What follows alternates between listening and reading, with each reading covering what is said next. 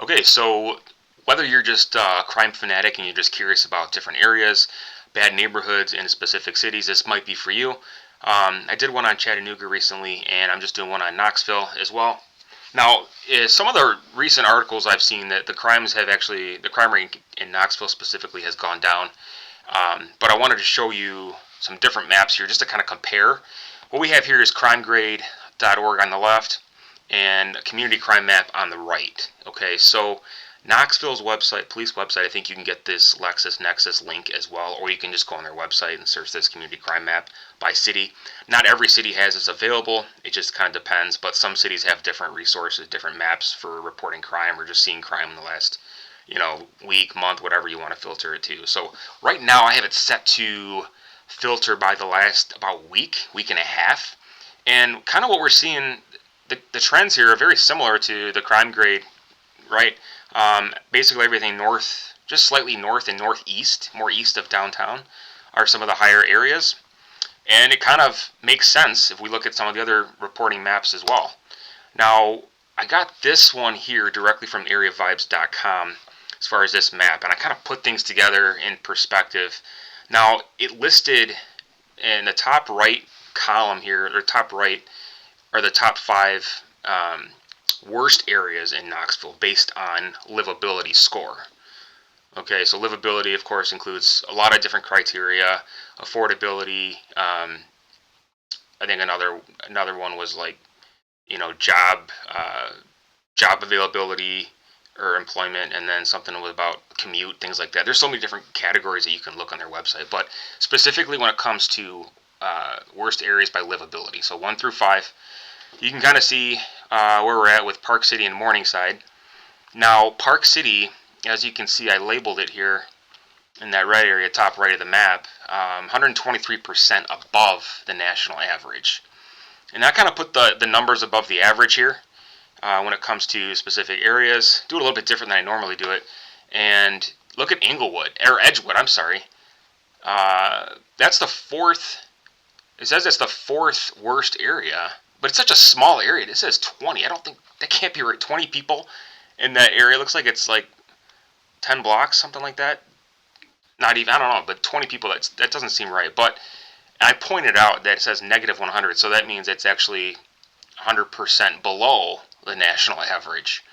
But and then Morningside ranked number 2. So let me know where you guys are at if you live in these areas or you visit here frequently. Let me know what you guys think today. I tried to find a lot of Reddit feeds, but there's not a lot going on with a lot of specifics on area when it comes to Reddit. So I just found a couple different resources here. Now, on the bottom one here, the bottom chart that lists 5 points Morningside and Park City from doorprofit.com, it listed 5 points as a specific neighborhood.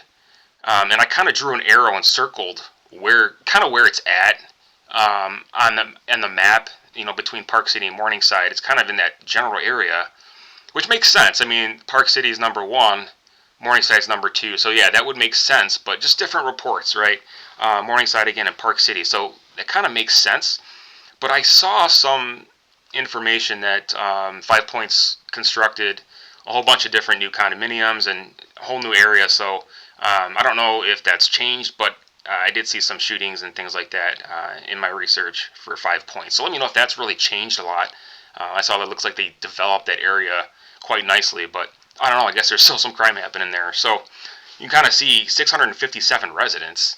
I don't know how they consider that a neighborhood. I mean, it could be, I guess, but that's just kind of what I found from doorprofit.com, right? Everyone lists something different as a specific neighborhood. Does it really qualify as a neighborhood or just a specific, I don't know, block or two, right? But that's kind of what I found. South Knoxville, some said that those are generally nicer areas, but again, I don't know. Let me know what you guys think. If you guys are, especially in the south side here, kind of curious to know. I haven't really seen a lot going on there, but I'm just curious if you have any information or insight. Drop a comment below. Now, this one here is really funny. I came across this, I think, on Reddit, just judgmental maps of different cities, and of course, this was 2014, so it's 12 years old. But I'm curious if any of these still apply to you. Football and butt chugging. I don't know what that is. If you If you know, let me know, because I've never heard that term before.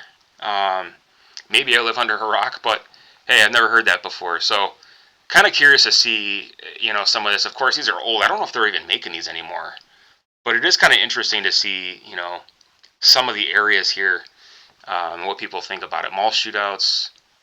What else we got here? Unfortunate circumstances to the east. Yeah, okay, makes sense with the crime areas, right? Um, Too legit to quit. What does that mean? The crumbling. I don't know what that is. Hubris of the 70s. Desperate car dealerships to the south. Unexplored area here along the riverfront.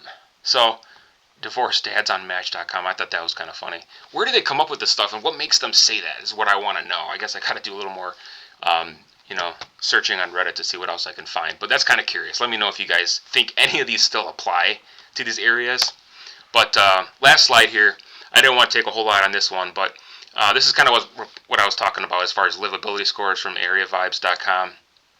Now, overall, their crime rate is 63% above the national average. However, it's gotten better over the last couple years.